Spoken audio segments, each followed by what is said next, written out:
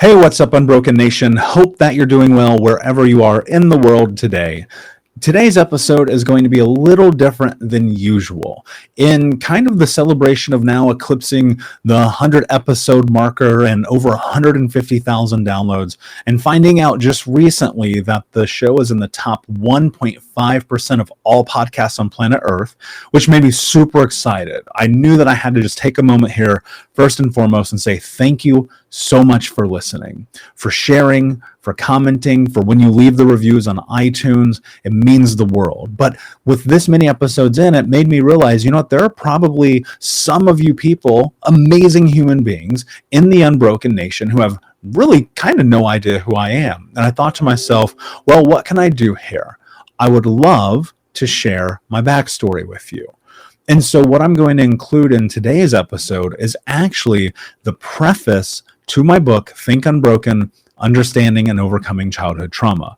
This is a dive into my background, my story, my journey, and what's led me to where I am today. And the reason I want to include that is so that you can understand something really important. You are not alone in this journey. We are in this together. I've very likely been where you are. I've been at rock bottom. I've been in this position where I grew up homeless and in poverty and struggled and failed out of school and got really deep into drugs and alcohol and sex and all the addictions that you can think of, and found myself at rock bottom when I put a gun in my mouth. And so let me tell you this. I believe that we all are capable of healing. We all are capable of growing. We all are capable of changing and doing the thing that I always say is possible, becoming the hero of our own story. Now, that journey is not always easy. I'll be the first one to admit that, but I do know that it is possible, especially with support. And so the reason why I wanted to share the preface of the book with you and the background of my life story was just so that we could have some connection together. So as we head forward and to the next 100 episodes and the next 1,000, and hopefully in time millions of listens and a major impact around the world, that we can have some connection. And it means the world to me that you listen. It truly does. It takes a tremendous amount of effort to put this show together, to have these amazing guests. And so I have a massive amount of value for you and your time. And I just wanted to have a moment here and say thank you. And when you leave the reviews, it means the world to me. I literally go and read all of them. And when you leave the reviews, it also helps us have more people listen, because that's the way that iTunes works. So if you would, please take a moment, just leave a quick review. It takes 30 seconds, means the world to me. I read them all and I know that they impact listenership. And somebody right now, the review that you leave could be the reason why they become a part of the Unbroken Nation and get the value that I hope that you're getting every time that you listen to an episode. So as we head into today's episode, I want to say this as a bit of a preface. I think it's important. My background's a little bit dark. My history, like many trauma survivors, is a bit dark. It gets a little grimy down there. This episode is not to be listened to with children around. I will tell you that. And as a bit of a forewarning to you, there's a lot of honesty in what you're about to listen to about my story, about my journey, and about what brought me to where I am today. And so, if you're in the office, put your headphones in. If you're on the bike, you might want to, maybe not be on the bike and just pay attention and listen to it, because it's not about how I've suddenly figured something out that someone doesn't know. It's just simply about this. When you choose to put yourself first, anything is possible. And I believe that for you, for people in your life, and for everyone in the world. So without further ado, my friends, you amazing human beings of the Unbroken Nation, here's my story. What's up, Unbroken Nation? Hello, my friends. I'm Michael Unbroken, host of the Think Unbroken podcast and founder of ThinkUnbroken.com. And I'm honored to be your trauma coach and mentor, because I believe that everyone is capable of getting unstuck, cultivating self-love, and becoming the hero of their own story. I believe that when implemented correctly, the practical tools and education you will receive from this show will help you lead an unbroken and extraordinary life. I believe that no matter what we come from, that we all have the ability to choose ourselves first, to create and manifest a powerful and grace-filled future and love the reflection in the mirror. I believe that every day is a day to grow, learn, heal, and change. That's why I started my company, ThinkUnbroken.com, which is an online training and healing and personal growth platform where you get everything that I know about how to get motivated, be accountable, get out of the vortex, and become the hero of your own story through community, connection, and commitment. For more information, visit ThinkUnbroken.com. Please listen closely, as you may learn just one thing that will help you be unbroken. And please share this episode with at least 3 of your friends, because we all need community and connection in our healing journey. And be sure to DM me and tag me on Instagram at MichaelUnbroken so that I can say hi. I just want to thank you again for being a part of this, for listening and being a member of the Unbroken Nation. Now, let's get into today's show and make the world unbroken.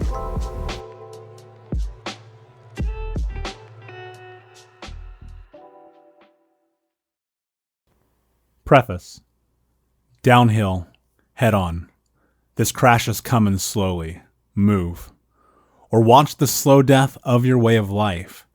There's a science of fear. It plagues my mind, and it keeps us right here. The science of fear. The temper trap. Child abuse is war. It was in November of 2013 that I decided to change everything that was happening in my life. I was 150 pounds overweight, cheating on my girlfriend, sick with a bacterial infection from drinking too much, smoking almost 2 packs of cigarettes a day, and getting high from the moment I woke up to the moment I went to sleep. I was thriving as a wedding photographer, building an e-commerce clothing brand, and working a third job to cover the expenses of the second business. To say the least, I was a workaholic, consumed with a million projects, which meant I didn't have to be alone with myself or my girlfriend. Photography led me down an incredible path, but required all of my energy. I was working with huge companies and getting recognized for my talent in multiple publications. The business part of my life was great, but my personal life was a disaster. In a word, my life was chaos. One morning, everything changed. I woke up and my lungs were on fire. My head was pounding, my body was shaking, and I felt the most lost I had ever felt. Feelings of guilt and shame spun around in my head like a police siren after getting extremely fucking intoxicated and cheating on my partner again. The pain of knowing that I was sabotaging my life again left me feeling like a total loser, which in turn was sabotaging my life. I was in the vortex. The voice inside screamed, "You are a fucking loser. Look at your life. You are a piece of shit." It was hard to argue with the voice in my head because it was telling the truth. It's impossible to lie to ourselves, and sometimes self-talk is right. The vibration in my body screamed help, and I didn't know if I was having a panic attack, dying, or both. At 28 years old, it felt like I was on the precipice of my demise. This wasn't the first time that I had taken a can of gasoline, doused my house, and struck a match. I was a regular pyromaniac when it came to burning down the things that I loved, myself included. Self-destruction and numbness was more comfortable than feeling the consequences of my actions, or love, or kindness. That morning, as I was getting ready to head out to another wedding expo, I walked into the bathroom and did something that I had never done before. I went to the mirror and forced myself to look into my own eyes. To this day, I have no idea why I did that. My eyes were sunken, my skin jaundiced, my teeth yellowed, and the round, smushed face in front of me resembled that of someone else. That morning was the first time in my life that I ever really looked at myself. And I was so incredibly embarrassed and ashamed of the person I saw looking back. I was a master of deception and crafting tales, hiding the truth from myself, and orchestrating bullshit. But I couldn't hide that the darkness inside was manifesting on the outside. There was nowhere to hide from the shame and embarrassment of being 150 pounds overweight as I struggled to button the size 4XL shirt and wrap size 47 pants around my waist. There was nowhere to hide from the truth that I was drinking and smoking myself to death, that I was running from intimacy, vulnerability, compassion, and that I was terrified of my own potential. Trauma, by definition, is a deeply disturbing or distressing event, and I was forged in its fire. I was a living and breathing, real-life caricature of trauma. The person in that mirror was not the real me, and I knew it. My journey is not dissimilar to that of millions of people around the world. I grew up in chaos. My mother, Donna, was a drug addict and alcoholic. She cut my finger off when I was almost 4. She claimed it was a bicycle accident, but my grandmother told me otherwise. I will never know the truth. She was a narcissist, a liar, a thief, and ultimately a victim of the same abuse that my brothers, sister, and I suffered. She was cold, manipulative, callous, cruel, narcissistic, bipolar, manic depressive, suicidal, and only out for herself. She always put herself before her children. She often walked about the house naked and high. It wasn't until I read The Truth by Neil Strauss that I came to understand that our relationship was covertly incestuous due to her often sleeping nude next to me when my stepfather or other men were not around, crowning me the man of the house, rewarding me for being her big man, and often using me as an in-between for her relationships. I learned to become a master manipulator, liar, and thief from watching her coerce her way through life while weaving countless webs of deceit to get what she wanted from other people. I believe that it was her own abuse which led her down a path of self-destruction, and it rubbed off on my siblings and me. Our home was just another example of intergenerational child abuse manifesting itself. Drugs weren't uncommon in my home. I had always seen my mother popping pills, and her weed and alcohol stashes were easy to find. Sometimes there would be more prescription bottles strewn across the floors of our house than food. My mother's addiction lay at the bottom of those little orange vials with white caps. She did have some medical use for them, but more often than not it was her way of coping with the world. Sadly, she chose those bottles over the well-being of her children, and on more than one occasion it was me sprinting to the phone to signal for help as she grasped for her life, overdosing again and again. When I was 16, I had enough of my mother putting drugs before me and using my brothers and me against each other. With the help of my grandmother, I filed a restraining order against her and my stepfather. The next year of my life would turn out to be the best of childhood. I excelled in sports, had straight A's, and met the first girl that actually liked me back. I can pinpoint the impact of the relationship with my mother and stepfather as a direct corresponding factor in my grades. Teachers often thought that I didn't care or had a learning disability, but the truth is my brain and body were consumed in fear and toxic stress. When I was 18, I made a decision that I felt was the only choice I could make for self-preservation. I told my mother that she and I would never speak again. Earlier that night, I had to physically defend myself from her after she attacked me in my sleep. Until that night, I had never hit her, even in self-defense, but her drug-fueled attack was the last straw. I only saw her a couple of times after that night. From 18 until the day she died, I had almost no contact with her. Ultimately, those little, round, oval, and triangle-shaped pills would take her life. My father, Michael, who I am named after, abandoned me when I was barely 2 years old. When people ask me about him, I tell them that I never met him, but that is not entirely true. The truth is that I did meet him around my 5th birthday.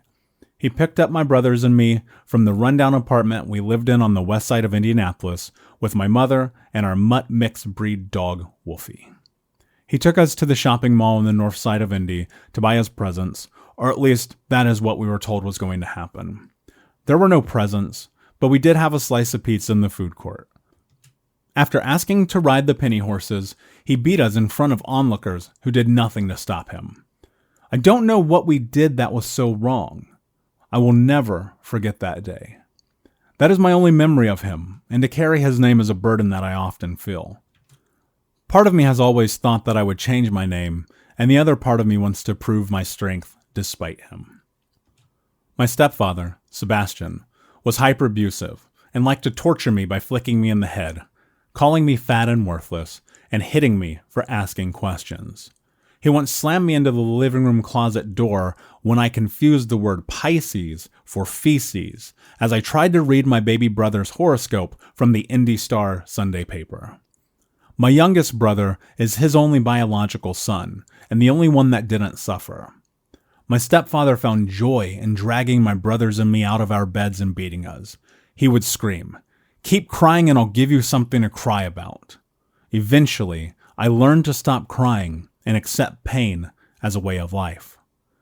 I used to think that my childhood officially ended the night that he beat my brothers and me so hard that I passed out on the kitchen floor after putting wet dishes away in the cabinet. The punishment I endured for simple mistakes of being a child were harsher than most people who commit rape and murder. I could handle the torment and bullying at school because I knew I got to go home. At school, I was an easy target. I smelled like piss, wore hand-me-downs, and had the temperament of a toddler. The abuse and torment I experienced at home would shape the next 2 decades of my life. The only solace I had were the nights that my stepfather was gone and working hundreds of miles away as an over-the-road truck driver. Hearing his car door close in the driveway announcing his arrival was always the most terrifying moment as a child. I never knew when he was going to be back from a trip. Well into my 20s, the sound of a car door closing would send me sprinting to the window to look out. I knew that the time between that door closing and him getting into the house was enough to stuff a teddy bear into my underwear and to take the brunt of the punishment that I surely was about to receive. At 6'4" and over 200 pounds, he packed a punch, and I felt it more than I care to remember. Between being locked in closets, having my head slammed into walls, beaten for mispronouncing words, and constantly walking on eggshells for fear of his wrath, I was in a constant state of fear. There were no days off, and holidays were even worse. I'll never forget the Christmas that he got us new bikes, which were taken away only days later. We were too stupid and retarded to deserve them. My nights were robbed of sleep, and my days were filled with vicious attacks. It was never enough to be hit once or twice. The good beatings never seemed to end until I was on the ground in the fetal position grasping for air. Today, as I stand at 6'4" and 200 pounds, I know my strength, and I can't imagine a more cowardly act than hitting a child or making fun of them for wetting the bed. I wet the bed until my late teens because my nervous system was completely and utterly fucked up. I know that, like my mother, his childhood must have been filled with torment after torment. On some of the summer days during school breaks, we would stay with his mother, Mary, who babysat my brothers and me along with her 4 foster children. The way she treated those children is on par with the worst horror movies I've seen. She treated her foster children worse than my brothers and I were treated by her son, my stepfather. They were starved, beaten, and embarrassed on a daily basis. Once, after hiding a corn muffin in her panties to eat later in the day, one of the foster girls was dragged to the garage by her hair, stripped naked, beaten, and forced to eat the muffin off the oil-soaked floor in front of every child in that house. This was so common that I wasn't shocked. I've encountered so many terrible and misguided people, but she was evil in ways that I didn't know a person could be. After being evicted again, we moved into Mary's house. It was like living in hell. The walls, the smells, and the feeling of hearing the screams of those tortured foster children haunted me every night. It was a real-life haunted house, and for years, I was forced to call it home. All of my experiences have taught me that child abuse is not sporadic, and I would argue that abuse is a learned behavior repeated generationally, time and again. I read somewhere recently that hurt people. It only makes sense to me that being a practitioner of abuse is embedded in the abused. I grew up in the Mormon church, And since we were often homeless or deeply impoverished, the church parishioners would take us into their homes and offer us tithes to cover electric and water bills. It was during this time that I was molested by one of the ward's mothers. When I shared this with my mother, she told me that I wasn't allowed to say a word. A few years later, when I mentioned it again, she told me that it didn't happen and that I was a liar. I carried the shame of that experience for decades. I saw the worst parts of the church and witnessed other children being hurt and abused when my brothers and I would stay with them. When my mother was gone on a binge and my stepfather out of town, I would find myself staying with different families from the Brownsburg ward of the Church of Jesus Christ of Latter-day Saints. Over multiple years, I stayed with upwards of 30 different families, and much like ours, what happened behind closed doors was often hidden by Sunday smiles and pitch-ins. By the time I was 11, I had been stripped entirely of my childhood. Between the beatings, belittlement, molestation, bedwetting, shame, tattered clothes, foodless nights, bullying, and homelessness, I was ready to kill myself. Around this time, my baby brother went with his father, my stepfather, and he and my mother finally divorced. The second youngest of us boys went into the care of the state after threatening to kill himself. He was only 8. My sister lived with her father and escaped most of these experiences. Our family was anything but healthy and functional, and it hurt to know of all the dysfunctional families, we were the worst. When I was 12, my vehemently racist grandmother, Gladys, adopted my next youngest brother and me. Racism was a daily part of life living with my grandmother. It was not uncommon for her to scream spick, Jap, nigger, coon, Jew, beaner, and a litany of other diatribes out the car window or under her breath at the grocery store.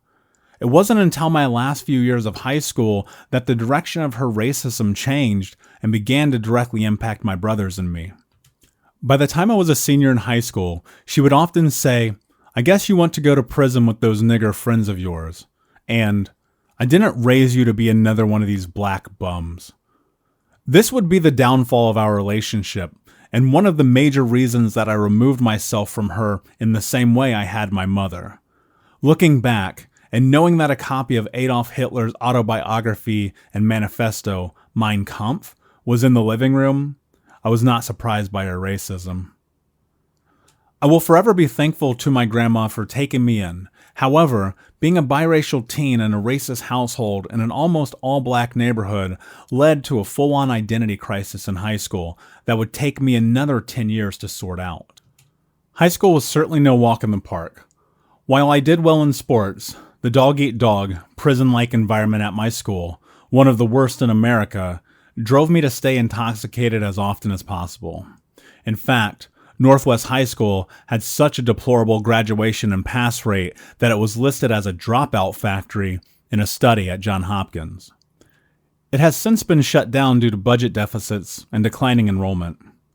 In high school, I was deep into using and selling drugs, breaking into houses and cars, committing robberies, skipping, getting into fights and hurting people, and honing my skills as a con artist. In essence, I was a full-on product of my environment. I started drinking daily before I graduated, and the sad truth is that a lot of us did.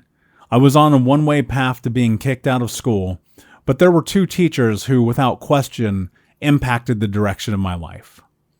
Mr. Hollingsworth was the only man in my life that instilled any sense of belief in me. He made me feel valued and believed in my talent on the wrestling mat and in school. He was the only person to ever recognize that something bad had happened to me, and the only person to tell me that I was going to do something important with my life. His support will never be lost on me, and I am forever grateful. My life seemed to be headed towards total collapse, but by sheer luck, I had another amazing teacher who taught me the most important lesson I have ever learned. Mr. Brown was the kind of teacher that had seen everything. And I'm sure I'm not the first or last kid to try to win him over in an effort to get out of showing up. In the last semester of my senior year, he failed me for not showing up to class, and I was forced to attend summer school while my friends were beginning their first season of real freedom.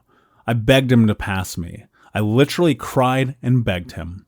I punched the lockers and screamed, but he wasn't fazed. My world was ripped upside down as I had become the biggest loser in school. When my friends found out, they ostracized me. I was now the laughing stock of a school of laughing stocks. What they didn't know, and what I hadn't yet realized, is that trauma was guiding every action in my life. What Mr. Brown did was not only courageous, but to this day, the single most important thing that anyone has done for me. What he did was teach me that I can't get by in life on my charm and good looks. He taught me that if I want something, I have to work for it. After not being able to get into the military because of my medical history, I spent the next couple of years getting fucked up, chasing girls, working in restaurants, and partying until 6 a.m. I had no regard for my own well-being or those around me, and constantly put myself and others at risk as I rode the spiral of sex, drugs, and booze. Like I was Tommy Lee of Motley Crue. In full disclosure, Tommy Lee was my idol as a kid. I knew that I was destined for something outside of homelessness and abuse, but I didn't know how to get there except through money and power. I made a decision that I would do whatever it took to legally make a 6-figure income by the time I was 21. I assumed that the way out of poverty and the insanity of my youth was money. So I worked my ass off until ultimately finding success in corporate America at one of the largest insurance companies in the country. At 21 years old, I was making more money legally than anyone I knew, but the income only exacerbated the stirrings of darkness awaiting deep within me. Eventually, I would walk away from that 6-figure lifestyle to chase my dream of becoming a professional photographer. Pursuing my dream of photography didn't change the fact that the demons were encircling me and would soon engulf my soul. On my 26th birthday, I put a gun in my mouth as my girlfriend pounded on the bathroom door, begging me not to kill myself. I will never forget the taste of the cold metal against my tongue. I pulled the trigger, but the pin didn't strike the bullet casing. A failure to fire. I had guns in my life since I was a child, and I will never understand why that round malfunctioned. 2 days later, I went to the firing range, and the same gun worked like new. Fast forward 3 years. My photography and e-commerce businesses were booming, but everything else around me was in shambles. My relationships were a total lie because I was addicted to sex, porn, and was surrounded by toxic people who encouraged me to continue down the path I was on, instead of getting my shit together. Being young with money opens the world to the best and worst possibilities, and I chose to swim in a pool filled with alcohol and drugs. I was drinking and getting stoned every day. I was addicted to feeling numb, and I only cared about getting fucked up. I sought validation from every external source I could find. I was in the worst shape of my life, weighing in at over 340 pounds. In addition to being morbidly obese, I was smoking 2 packs of cigarettes a day. I was depressed, anxious, having panic attacks, and suicidal thoughts. I felt like complete shit.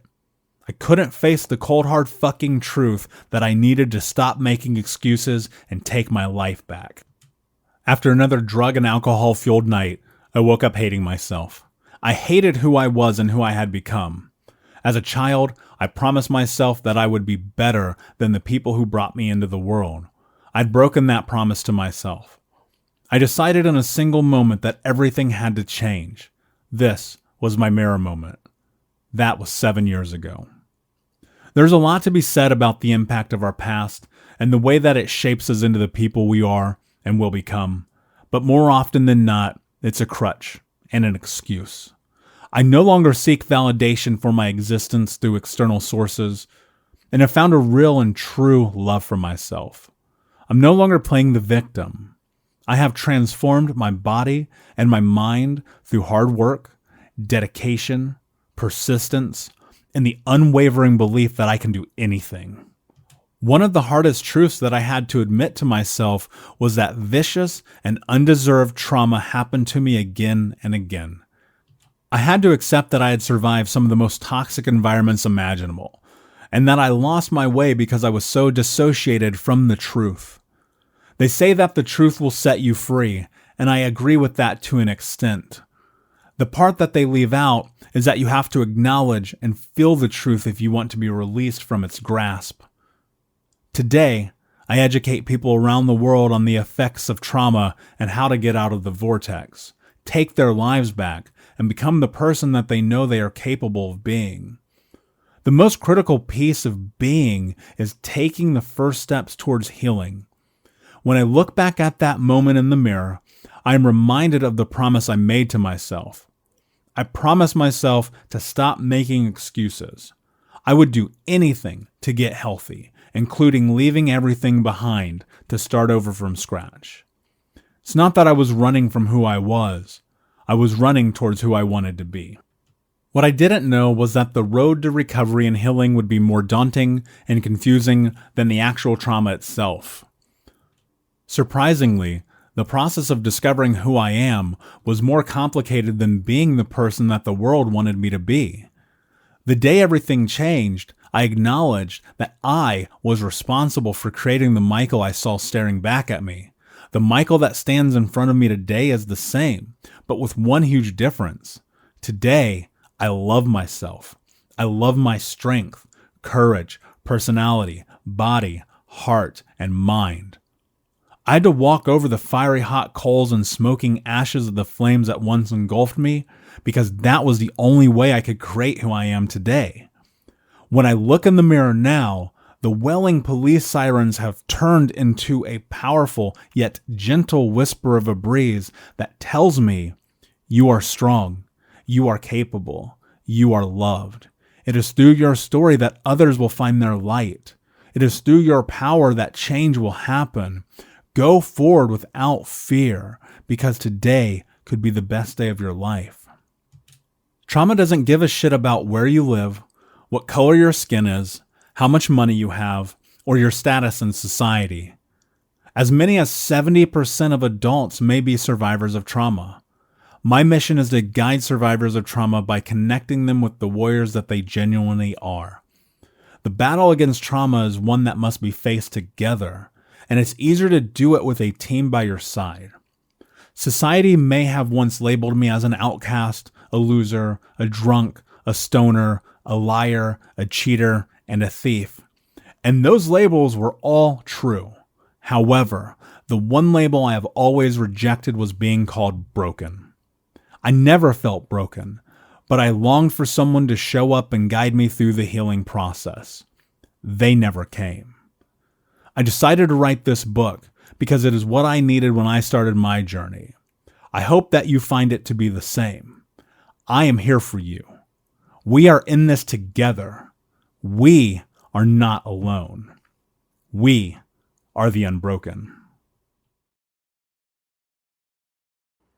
Hey, what's up, Unbroken Nation? Michael here. I just wanted to take a moment and invite you to the Think Unbroken community coaching sessions. We start these sessions at the beginning of every month, and we take a deep dive into the baseline and frameworks of what it means to get out of the vortex and become the hero of your own story through community, connection, commitment, and education. You can learn more about this at healtraumacoach.com, where you can fill out an application and sign up for a trauma healing call with me or my team to see if the Think Unbroken community coaching sessions is right for you. That's at healtraumacoach.com. We start at the beginning of every month. I cannot wait to see you there. And I'll be honest with you, if I'm not the right fit for you, we will help you find the person that can help you on your journey. Unbroken Nation, hope that you just got a tremendous amount of value from today's episode. I want to know what you think. Please do me a favor and review, rate, and share the episode with 3 friends on social media today. It would mean the world if you did, because ultimately at the end of the day, creating community and connection is how we heal generational trauma in the world. And I need your help to do that, Unbroken Nation. So if you're on iTunes or Spotify or wherever you are, please like, comment, share, review. I want to know not only what you like about the show, but how I can make the show better, how I can make this further about helping you on your healing journey. So do me a favor, and when you do, shoot me a screenshot of you making the review to my DM at Michael Unbroken on Instagram so that I can have a conversation with you, say hi, and more importantly, so I can share it with the Unbroken Nation. Thank you so much, my friend.